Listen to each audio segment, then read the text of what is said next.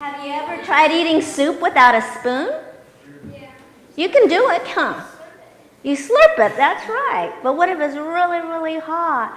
A spoon kind of makes it easier. Well, I like this because look. Can you make a spoon bend? See it bending? Cool, huh? You can do it with a pencil. I show this to my kids all the time. It's like, see this? Nice sturdy spoon. And it can bend. That's a cool thing. Here's a bigger spoon. Pretty strong, huh? So if I take this spoon, right? You think I can bend it? Yeah. Huh? It's gonna. Shall I try really hard? Yeah. Okay. You think I can? Okay, watch, watch. Here we go. Oh, what's it doing? Is it bent? Cool, huh? Oh, and I'm not going to tell you how to do it. But, do you know what this reminds me of? This reminds me of me. I can do a lot of things, but sometimes life gets hard and I feel like I'm about ready to bend. And sometimes life gets harder and you think you're just gonna be what? Bent in half. But God comes along and he says, I'm a restorer. I'm going to make all things new. And so he picks you up, and guess what? You're all brand new again. That's super cool. And I want you to remember that because I'm going to tell you a very disturbing story. Okay? So don't get scared because it ends good. All right? So there was a little boy named Charlie, and he lived in Uganda. Now, I love Africa. Ever since I was little, I love African mission stories. And so when I heard this story, I thought, perfect, because guess what? It's about witch doctors. Do you know what a witch doctor is? A bad doctor. It's a bad doctor. Someone that does fake magic on a real. Sometimes they do, well, I do fake magic. Does that make me a witch doctor? No. A witch doctor does things for evil. And they're very evil people. They're not good people. And people are very scared of them because they will make terrible things happen if you don't do what they want you to. And in Uganda, did you know, up until just recently, nobody would take a witch doctor to court for the terrible things he would do. So in Uganda, if you have a brand new baby, the mothers will pierce their ears. Why do you think they would do that? Because in Uganda, if the baby is pierced and not perfect, the witch doctor wouldn't take that baby for a human sacrifice. Do you know what a human sacrifice is? That means they kill him. Did you know that Jesus was a human sacrifice for us? Yeah, that meant his life was taken. That's the same with these babies. But those were done for evil purposes. Because the witch doctors thought that certain parts of the body, for babies because they're innocent, had power. And it would make bad things come to people who paid the witch doctor to do things. So Alex, if you made me mad, I'd go to the witch doctor and say, okay, I want you to make Alex really sick. Can you do that? And the witch doctor said, give me the money. And then he would go and he'd put something dead maybe in his house or poison his food and make it look like he put a curse on him. And then Alex would get sick and die and everybody would be afraid of the witch doctor. Well, there was an evil witch doctor named Covey.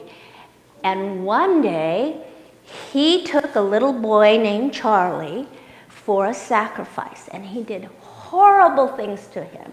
He cut off body pieces off him and left him to die.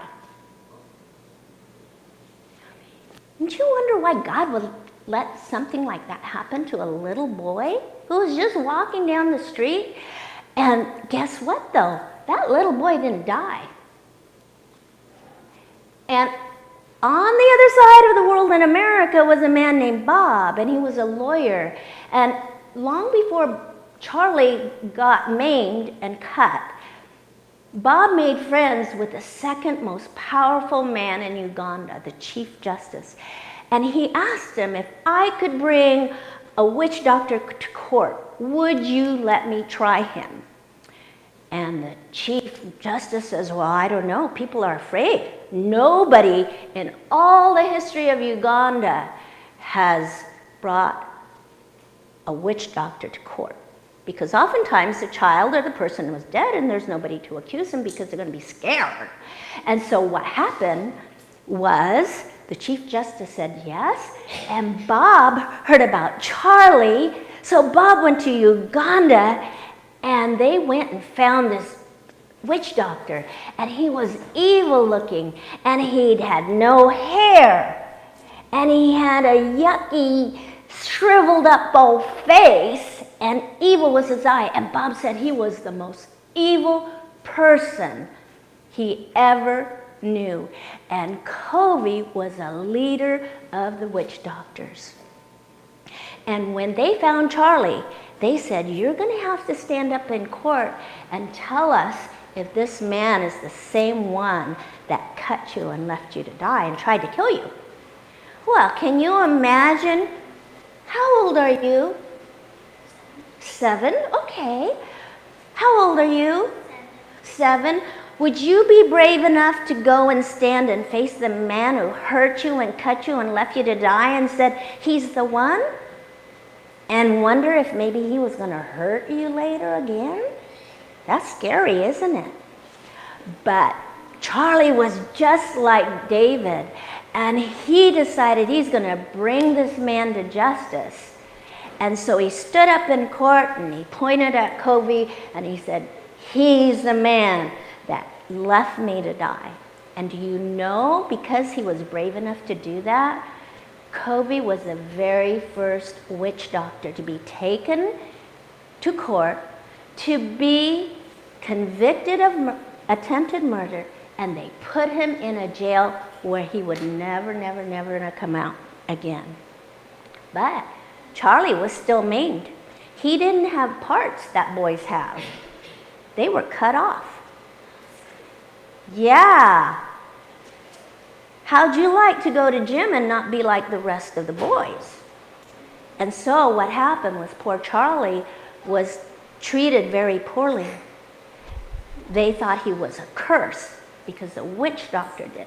And even his dad wouldn't be around Charlie because he was afraid of the witch doctors. And even his mother kind of distanced herself. And poor Charlie was left deformed, and his dad didn't even want to be around him, and his mother barely took care of him. But God provided, and he's a restorer.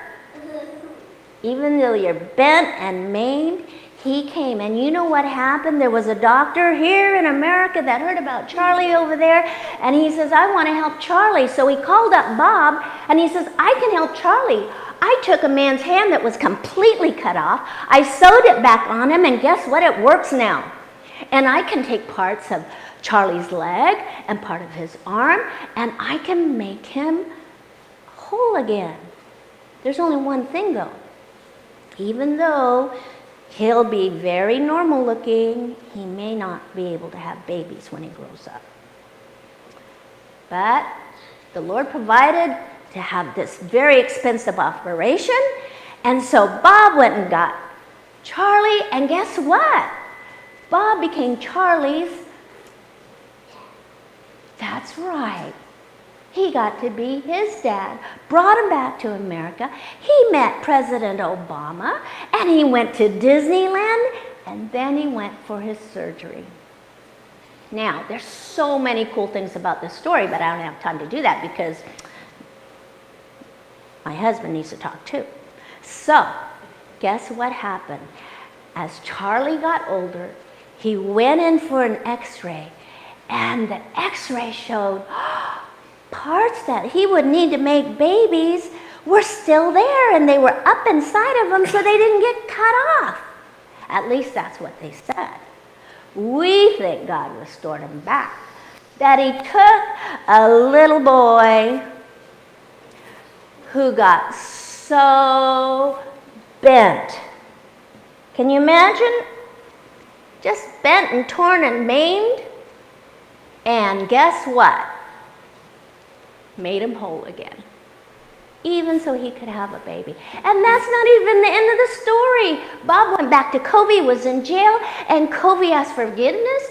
And Kobe led other witch doctors to Jesus, and they were baptized. And Bob made a school for witch doctors. Not to become witch doctors, but to know how to read the Bible and to learn to live different lives. So it doesn't matter how bad your life is, what's been taken away from you, like Job, where his whole family was taken away, everything he had, what did God do? Do you remember? He restored him everything. How many times? Was it once? No. Was it twice? No. Was it 3 times? No. Was it 4 times? No. Come on. Was it 5 times? No. 10 times. 10 times he restored it. That's really good. So even though Charlie had a bad dad, he got a good dad, and he got a loving Heavenly Father that restored his life. And so no matter what's taken away from you, or maybe people disappoint you, God's going to restore you. You can go back to your seats.